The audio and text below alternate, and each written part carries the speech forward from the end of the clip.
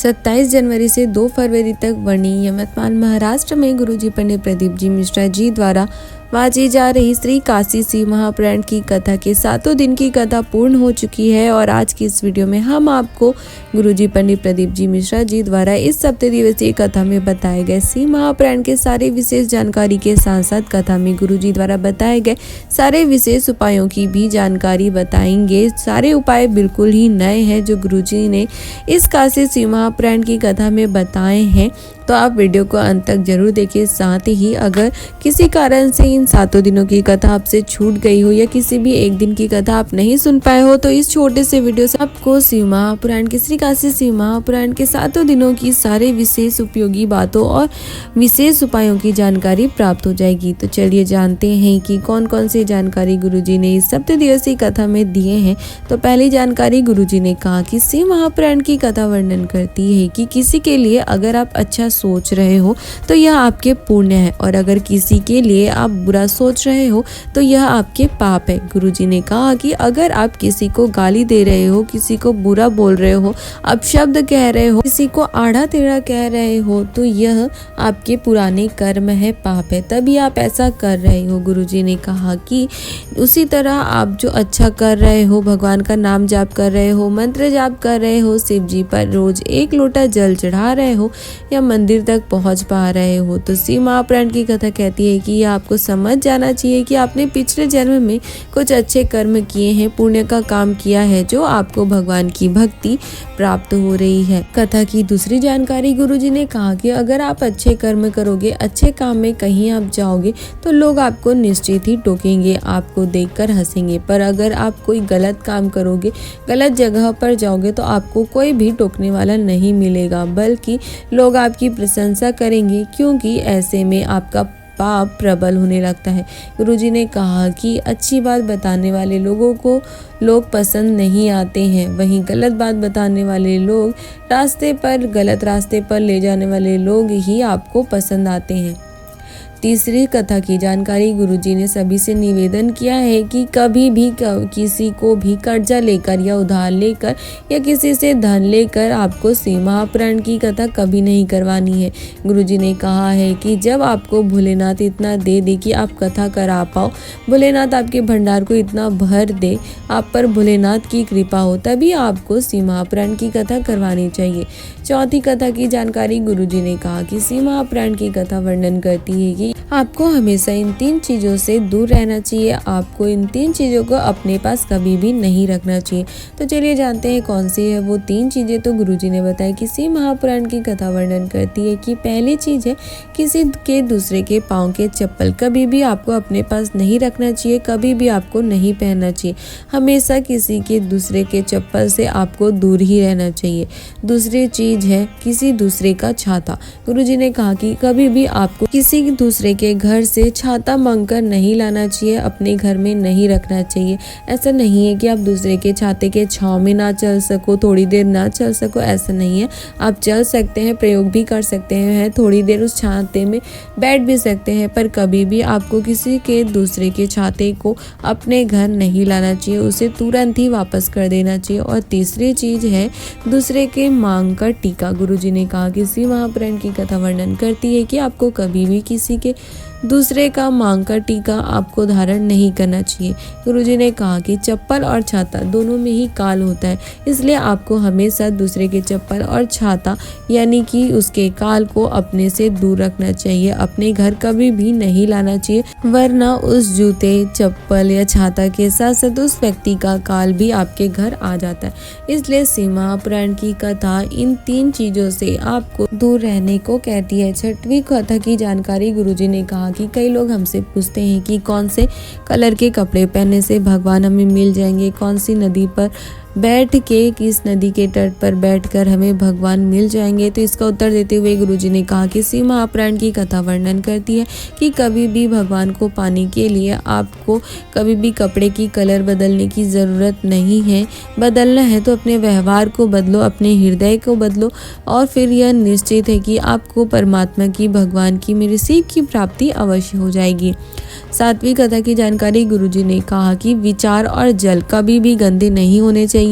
गुरुजी ने कहा कि जल गंदा है तो तो फिर वो आपके स्वास्थ्य को स्वस्थ नहीं रहने देगा, आपके स्वास्थ्य को खराब कर देगा, आपके शरीर को बीमार कर देगा। उसी तरह शिव महापुराण की कथा वर्णन करती है कि आपका विचार गंदा है, आपका विचार श्रेष्ठ नहीं है, तो आपके मन को भी आपका विचार गंदा कर देता है, जिससे नहीं आपका मन, आपका हृदय परमात्मा में लग पाता है और न ही आपको परमात्मा की प्राप्ति हो पाती है। 8वीं शिव महापुराण कथा की जानकारी गुरुजी ने कहा कि 52 शक्तिपीठ में जो सती माता है, माता सती के जो अंगीरे हुए हैं, आप वहाँ पर जब भी जाओ तो आप वहाँ पर कुछ चढ़ाओ या ना चढ़ाओ, माता सती पर आप चुनरी चढ़ाओ या ना चढ़ाओ, चूड़ी चढ़ाओ या ना चढ़ाओ, पर जिस भी शक्तिपीठ पर आप जाओ वहाँ पर आपको कुमकुम यानी कि सिंदूर अवश्य समर्पित करना चाहिए। सती माता के शक्तिपीठ में शिव महापुराण की कथा में कुमकुम या सिंदूर चढ़ाने का बहुत ही अधिक विशेष महत्व होता है। 9वीं शिव महापुराण कथा की जानकारी गुरुजी ने घर में रखे शिवलिंग से संबंधित विशेष जानकारी देते हुए बताई कि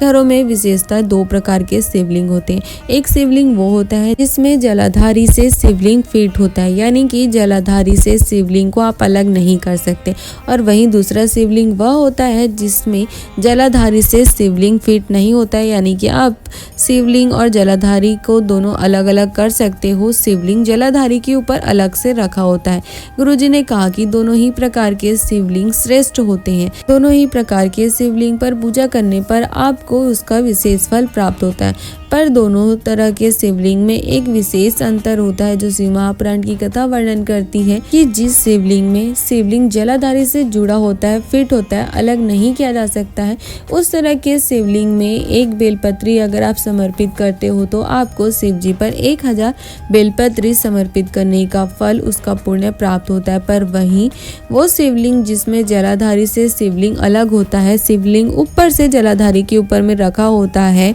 उस शिवलिंग पर अगर आप एक बेलपत्री चढ़ाते हो तो आपको उस एक बेलपत्री को चढ़ाने के बदले सहस्त्र गुना उसका फल, उसका पुण्य आपको प्राप्त होता है। 10वीं कथा की जानकारी गुरुजी ने कहा कि 3 प्रकार का व्रत सर्वश्रेष्ठ माना गया है। पहला व्रत है जो आप सभी रखते हैं, जिसमें आप कुछ नहीं खाते पीते हैं, जो व्रत अधिकांश लोग रखते हैं, जिसमें कुछ भी नहीं खाया पिया जाता है, बस फलाहार करते हैं। दूसरा व्रत है जिसमें आप किसी प्यासे को पानी पिलाते हो, किसी भूखे को भोजन कराते हो, किसी के जीवन में कोई कष्ट है तो आप उसे दूर करने का प्रयास करते हो, किसी ज़रूरतमंद को उसकी ज़रूरत की चीज़ें प्रदान करते हो, यानी आप परामर्श के कार्य करते हो। यह दूसरे व्रत की श्रेणी में आता है। और तीसरा और शिव महापुराण का सबसे महत्वपूर्ण व्रत है जिसमें आपकी वजह से किसी के मुंह पे प्रसन्नता आती है, किसी के मुख में स्माइल आ जाती है। यह व्रत सबसे बड़ा व्रत होता है। अगर आपके कारण किसी एक व्यक्ति के भी मुख में प्रसन्नता आ जाती है, स्माइल आ जाती है, तो फिर उसका आपको जो फल प्राप्त होता है, जो पुण्य प्राप्त होता है, वो आपको हजारों व्रत करने के समान प्राप्त होता है। 11वीं कथा की जानकारी गुरुजी ने बताई कि 2 फरवरी को काशी शिव महापुराण की कथा महाराष्ट्र वनी यमतमान में विराम होने के बाद उसके बाद की कथा 5 से 9 फरवरी 2024 तक जमशेदपुर झारखंड की कथा होगी, जिसका नाम पातालेश्वर शिव महापुराण की कथा होगी। गुरुजी ने बताया कि इस पातालेश्वर शिव महापुराण की कथा में आपको शरीर की हड्डियां गलने लगी है या रीढ़ की हड्डी में गैप आ जाता है या शरीर के कष्टों को दूर करने के लिए शिव जी पर पातालेश्वर महादेव का स्मरण करके क्या समर्पित करना चाहिए और उससे क्या प्राप्त करना चाहिए जिससे आपकी हड्डियों से जुड़ी सारी समस्याएं से आपको मुक्ति मिल जाए, आपके शरीर को कष्टों से मुक्ति मिल जाए। इन सब की जानकारी आपको प्राप्त होगी इस जमशेदपुर में होने वाली 5 दिवसीय श्री पातालेश्वर शिव महापुराण की कथा में। साथ ही इसके बाद गुरुजी ने बताया कि 2 दिन की विशेष शिव चर्चा होगी प्रयागराज में सतुआ बाबा के शिविर में, जो होगी 12 फरवरी से 13 फरवरी को। विशेष शिव चर्चा होगी त्रिवेणी संगम में। तो गुरुजी ने कहा है कि सभी शिव भक्त आमंत्रित है, आप सभी आकर कथा का रसवादन कर सकते हैं। साथ ही गुरुजी ने बताया कि 2 दिन की विशेष शिव चर्चा के बाद अगली कथा 14 फरवरी से 20 फरवरी तक 7 दिवसीय शिव महापुराण की कथा कुशीनगर उत्तर प्रदेश रामाघर के पास होगी।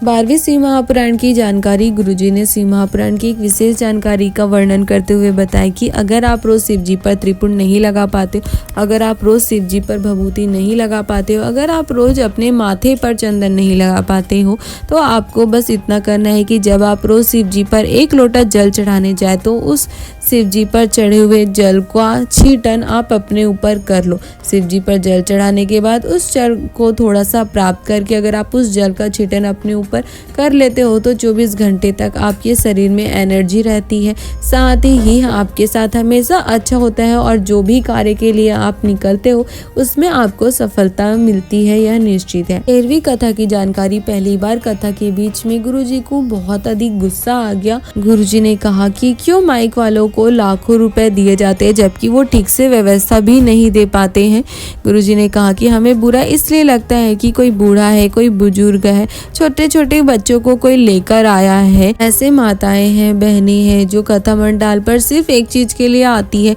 कि उन्हें शिव महापुराण की कथा का श्रवण हो सके, शिव महापुराण की कथा को वो सुन सके। माइक खराब होने की वजह से, साउंड खराब होने की वजह से उनको कथा सुनाई ही नहीं दे पाती है, तो ऐसे में उनका आने का क्या ही मतलब है। कथा में गुरुजी ने 14वीं जानकारी देते हुए कहा कि जैसे वन विभाग वाले अपने पेड़ों को पेंट कर देते हैं जिससे समझ आ जाता है कि ये वन विभाग का पेड़ है, सरकार का पेड़ है, और वैसे ही जब आप वोट देने जाते हो तो वो आपकी उंगली पर रंग लगा देते हैं जिससे पता चलता है कि आप वोट दे चुके हो, आपने सरकार को वोट दिया है, आप सरकार के हो। उसी प्रकार शिव महापुराण की कथा वर्णन करती है कि जब आप अपने शरीर पर रुद्राक्ष धारण करते हो, रुद्राक्ष की माला धारण करते हो या तुलसी की माला धारण करते हो तो इससे यह सिद्ध हो जाता है कि आप भगवान के हो, आप मेरे शिव के हो। 15वीं कथा की जानकारी। गुरुजी ने कहा कि आपने देखा होगा कि जब भी आप गाय को रोटी देते हो तो जिस समय पे आप रोटी देते हो कुछ समय बाद, कुछ दिन बाद वो बार बार उसी समय पर आपके घर के बाहर आकर खड़े होने लगती है, आपके घर के बाहर आने लगती है, तो आपको लगता है कि बार बार गाय उसी समय आपसे रोटी लेने आती है। पर शिव महापुराण की कथा वर्णन करती है, हमारा शास्त्र वर्णन करता है कि जब जब गौ माता आपके घर की ओर मुंह करके खड़े होकर सांस लेती है तो उतने समय तक वो आपके घर के काल को, संकट को खींच लेती है। और गौ माता ऐसा क्यों करती है तो शिव महापुराण की कथा वर्णन करती है कि आपने जो 1 रोटी गौ माता को खिलाया है उसका कर्जा चुकाने के लिए वो बार बार आपके घर आती है और आपके घर में आने वाले संकट को, काल को खींच लेती है ताकि आपके घर में जो संकट आने वाला है, काल आने वाला है, वो कट जाए। 16वीं कथा की जानकारी। गुरुजी ने कहा कि कई लोग पूछते हैं कि हम 16 सोमवार का व्रत रखना चाहते हैं, पशुपति व्रत रखना चाहते हैं, तो उसके लिए कौन सा मुहूर्त अच्छा होता है, शुभ होता है, जिससे महादेव हमारे व्रत को स्वीकार करते हैं, उसका फल प्रदान करते हैं। तो इस पर गुरुजी ने कहा कि शिव महापुराण की कथा वर्णन करती है कि भगवान का नाम जाप करने का, भगवान का मंत्र जाप करने का, भगवान के व्रत करने के लिए, शिव महापुराण का रसवादन करने के लिए कोई भी समय अशुभ नहीं होता है, सभी मुहूर्त शुभ होते हैं। साथ ही हमारा शास्त्र वर्णन करता है, शिव महापुराण की कथा वर्णन करती है कि इस ब्रह्मांड में बनाए गए काल, समय, मुहूर्त, तिथि, वार, दिन सब शिव जी के द्वारा ही बनाए गए हैं, इसलिए हर समय शुभ होता है, हर दिन शुभ होता है, हर मुहूर्त शुभ होती है। आप कभी भी व्रत करो, महादेव आपके व्रत को जरूर स्वीकार करेंगे। अगर आपने सच्चे हृदय से, पूरे आस और विश्वास से महादेव का हाथ पकड़ा है तो महादेव आपको कभी भी नहीं छोड़ेंगे। महादेव आपकी सारी मनोकामनाओं को पूरी करते हैं, आपके व्रत को स्वीकार करते हैं, आपके सारे उपायों को स्वीकार करते हैं। साथ ही गुरुजी ने यह भी कहा कि अगर आपको कोई व्यापार चालू करना है, घर खरीदना है, मकान बनाना है, गाड़ी खरीदना है या कोई भी चीज़ खरीदनी है, तो उसका कोई भी शुभ कार्य करना है तो उसके लिए भी आपको 3-3, 4-4 महीने तक शुभ मुहूर्त का इंतजार करने की ज़रूरत नहीं है। आप तुरंत ही शिव जी का नाम लेकर उस काम को शुरू कर दीजिए। शिव महापुराण की कथा वर्णन करती है कि आपको उस कार्य में सफलता अवश्य मिलेगी। आपके सारे कार्य मेरे शिव जी की कृपा से अवश्य सफल होंगे। आपके सारे कार्यों को महादेव जरूर सिद्ध करेंगे।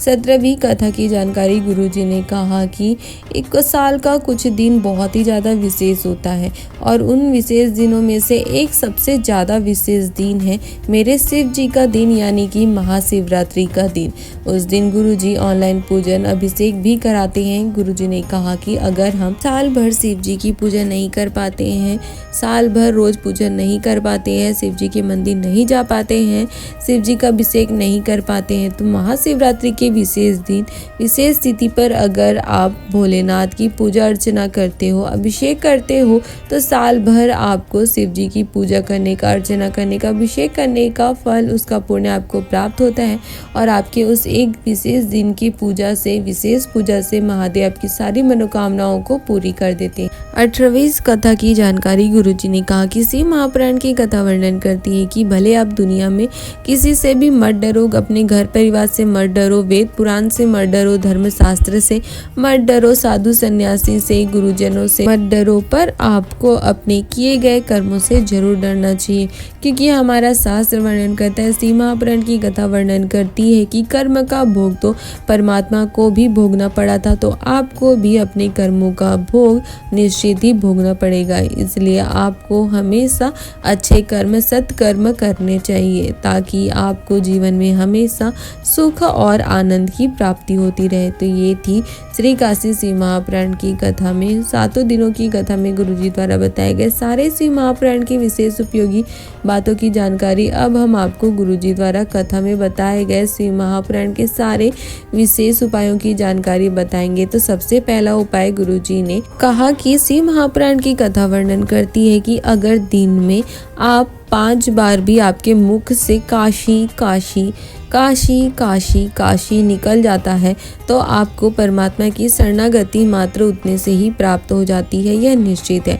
गुरुजी ने बताया कि 5 बार काशी मात्र बोल देने से आपको शिव जी के धामों की यात्रा करने का पुण्य, उसका फल भी प्राप्त हो जाता है। इतना विशेष महत्व होता है शिव महापुराण की कथा में। काशी नाम का शिव महापुराण के उमाखंड में वर्णन मिलता है, आपको लिखा हुआ मिल जाएगा कि अगर कोई दिल से शिव महापुराण की कथा श्रवण करता है तो उसे 12 ज्योतिर्लिंगों के दर्शन करने का फल प्राप्त होता है। अगर वो 12 ज्योतिर्लिंगों के दर्शन नहीं कर पाता है तो उसका पुण्य, उसका फल मात्र उसको शिव महापुराण की कथा को रसवादन करने से प्राप्त हो जाता है। गुरुजी ने कहा कि अगर आप पूरे आस से, विश्वास से, पूरी श्रद्धा से अपनी किसी भी कामना को कहकर शिव महापुराण की कथा को, 7 दिनों की कथा को पूरी सुनते हैं, तो यह निश्चित है कि आपके पुण्य, आपके कर्म इतने प्रबल हो जाते हैं कि आपकी सारी मनोकामनाओं को महादेव स्वयं आपके घर आकर ही पूरी करते हैं। दूसरा उपाय काशी शिव महापुराण की कथा में गुरुजी द्वारा बताए गए उपाय की जानकारी गुरुजी ने शिव महापुराण के विशेष उपाय की जानकारी देते हुए बताया कि ऐसा कौन सा पुष्प है जिस पुष्प को लाने वाले को तो उसका फल प्राप्त होता है, और जिसके लिए वह उस पुष्प को लाता है उसे भी उसका फल प्राप्त होता है, और जो उस फूल को समर्पित करता है उसको भी उसका फल प्राप्त होता है। उसके परिवार में इतना बल उत्पन्न हो जाता है कि उसका परिवार कभी भी टूट नहीं सकता है, कभी भी उसके परिवार में कलेश नहीं हो सकता है। गुरुजी ने बताया कि शिव महापुराण का वह विशेष और असाधारण पुष्प है पारिजात का पुष्प। गुरुजी ने बताया कि शिव महापुराण की कथा वर्णन करती है कि पारिजात का पुष्प एक ऐसा विशेष शिव जी का प्रिय पुष्प होता है, जिसे अगर कोई व्यक्ति सोमवार की अष्टमी को या मासिक प्रदोष के दिन या फिर हर महीने पड़ने वाली शिवरात्रि के दिन एक पारिजात का पुष्प समर्पित कर देता है, शिव जी के शिवलिंग पर अर्पित कर देता है, तो वह व्यक्ति कितना भी नौकरी में, एग्जाम में या कोई भी कार्य में हार क्यों ना रहा हो, कितना भी वो हार क्यों ना गया हो, उसे उसमें सफलता मिलना शुरू हो जाता है। उसके सारे जो राह के कांटे होते हैं, जो उसके अड़चने होते हैं, वो सारे दूर हो जाते हैं। फिर वो व्यक्ति अपने जीवन में कभी भी नहीं हारता है, ना उसे कोई हरा पाता है, उसे हमेशा अपने जीवन में सफलता मिलती है, उसके सारे कार्य सिद्ध होते हैं। इतना विशेष उपाय है। अगर आपकी नौकरी नहीं लग रही है या कोई कार्य में आप बार बार अटक जा रहे हो, तो एक बार इस विशेष उपाय को जरूर कीजिए। एक पारिजात का पुष्प शिव जी के शिवलिंग में जरूर अर्पित कीजिए। यह निश्चित है कि जिस भी कामना को लेकर इस उपाय को करोगे उसमें आपको सफलता निश्चित ही प्राप्त हो जाएगी। तीसरा उपाय गुरुजी ने एक विशेष उपाय का वर्णन करते हुए बताया कि अगर आपके जीवन में बहुत ज़्यादा कष्ट आ रहे हैं, तकलीफ आ रही है, बहुत ज़्यादा आप अपने जीवन से परेशान हो गए हो, एक के बाद एक कोई ना कोई नई समस्या आपके जीवन में आ रही है, आपको समझ नहीं आ रहा है कि आपको क्या करना है, तो बस आपको इस विशेष उपाय को कर लेना है। बहुत ही आसान है, इसके लिए आपको किसी सामग्री की ज़रूरत नहीं है। बस आपको जब मन करे, जब आपको लगे कि आपको महादेव से अपनी दिल की बात कहना है, जब लगे कि आपके जीवन में बहुत ज़्यादा कष्ट आ रहे हैं, तकलीफ आ गई है, आपको कुछ समझ नहीं आ रहा है, उसी समय आपको शिव जी के मंदिर पहुंच जाना है। शिव जी के मंदिर पहुंचकर आपको शिव जी को प्रणाम कर शिव जी के शिवलिंग में जो जलाधारी होती है, जो माता पार्वती का हस्त कमल होता है, जिस पर शिव जी का शिवलिंग रखा होता है, उसी गोल जलाधारी को माता पार्वती के स्थान पर आपको दबाते हुए आपको अपनी कामना बाबा से कहना है, अपने कष्टों को, अपने संकट को बाबा से कहना है। जिस परिस्थिति में आप फंस गए हैं, आपको जो समझ नहीं आ रहा है, वो आपको महादेव से कहना है और आपको श्री शिवाय नमस्तुभ्यम मंत्र का जाप करना है। गुरुजी ने कहा कि बस आपको इतना ही कर देने से माता पार्वती आपके सारे कष्टों को महादेव से कह देती है और महादेव तुरंत ही आपकी सारी कष्टों को, समस्याओं को दूर कर देते हैं, आपको सही रास्ता दिखा देते हैं, आपके सारे रास्ते खोल देते हैं और आपको आनंद और सुख प्रदान करते हैं। तो ये है गुरुजी द्वारा श्री काशी शिव महापुराण की 7 दिवसीय कथा के 7 दिनों में गुरुजी द्वारा बताए गए सारे शिव महापुराण की उपयोगी बातों की जानकारी के साथ साथ गुरुजी द्वारा बताए गए कुछ विशेष उपायों की जानकारी। अगर आपको आज की ये सारी जानकारी अच्छी लगी हो तो आप हमारे वीडियो को लाइक कर सकते हो और अपने परिवार वालों के साथ या अन्य शिव भक्तों के साथ इसे शेयर भी कर सकते हो, ताकि उन्हें भी गुरुजी द्वारा बताए गए श्री काशी शिव महापुराण की कथा के सारे विशेष बातों और सारे उपायों की जानकारी प्राप्त हो सके और वो भी इन विशेष उपायों को करके महादेव का आशीर्वाद प्राप्त कर अपने जीवन के सारे दुखों को, कष्टों को दूर कर अपने जीवन में आनंद और सुख की प्राप्ति कर सके। हर हर महादेव, जय महाकाल।